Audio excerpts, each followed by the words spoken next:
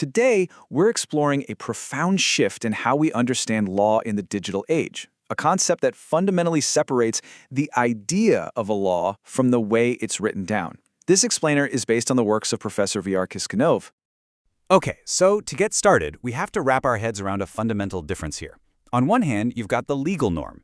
Think of this as the pure idea, the abstract concept of a law. And on the other hand, there's something called the statement of will. Now that's the tangible thing, the actual text that gets written down.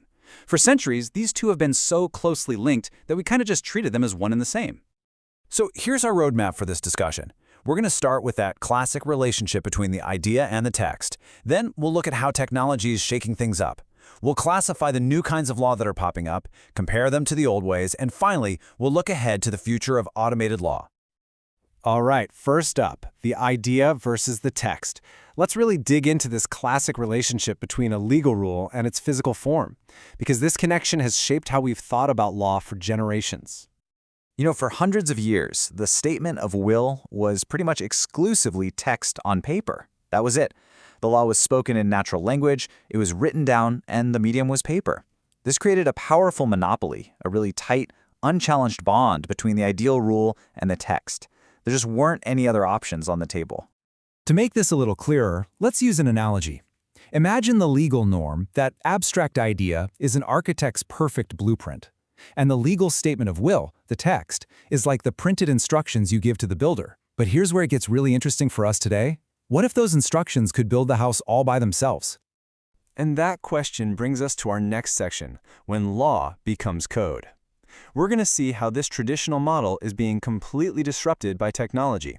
The law isn't just sitting in a library anymore, it's becoming active.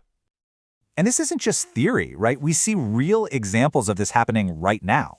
Official government journals are electronic. You can get a business certificate issued automatically from an e-register. In the US, there are laws that recognize contracts made between two software programs with zero human involvement. And countries like Estonia and Bulgaria have laws that specifically allow for automated government procedures and the automatic generation of statements. The statement of will is literally becoming an executable process. So how do we even begin to classify these new tech-driven legal statements? I mean, to really understand them, we need a new framework that goes way beyond just text on a page. Well, Professor Kiskinov's work gives us a really clear way to break this down. We start with the traditional paper statements we all know. Then you get your basic electronic text, just a digital copy. After that, things get more interesting with static models, like a flowchart that shows you how a legal process works. But the final step, the really transformative one, is the dynamic model, a program that doesn't just show you the process, it is the process.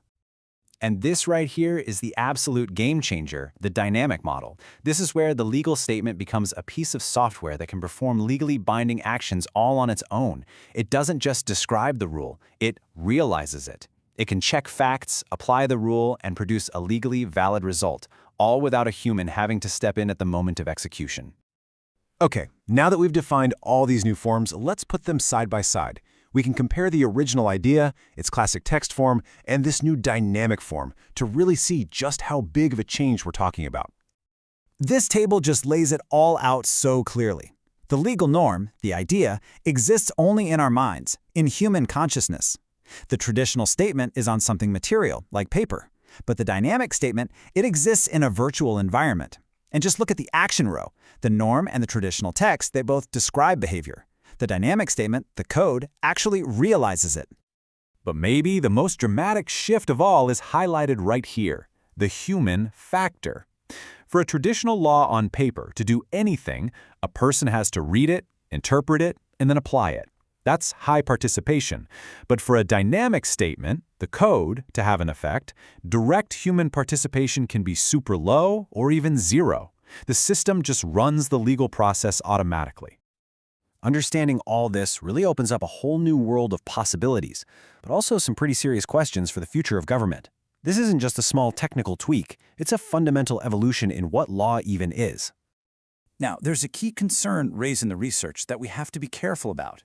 There's a risk that if we just take this clumsy method of saying, okay, this piece of technology is now legally valid, we could accidentally make technology more important than the law itself.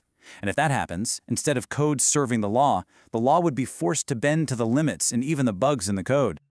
On the flip side, though, the upside is immense. The law gets these incredibly powerful new tools. It can go beyond just describing things and can actively create and model the structures of the state.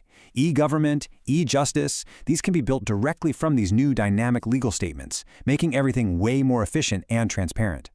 So at the end of the day, if we manage this transition correctly, it doesn't weaken the rule of law at all. It can actually make it stronger. As Professor Kiskinov puts it, by using these new modeling methods, we can actually strengthen the supremacy of law in our modern information society, making sure it stays the ultimate authority. And all of this leaves us with one final, very provocative thought to chew on. We've explored how the law is becoming code, but this raises some profound new questions about accountability. If a law can execute itself, who's responsible when the code has a bug, or misinterprets something, or just produces a totally unfair outcome? Is it the legislator, the programmer, the machine itself? That's the challenge we're going to have to face as we build the legal systems of the future.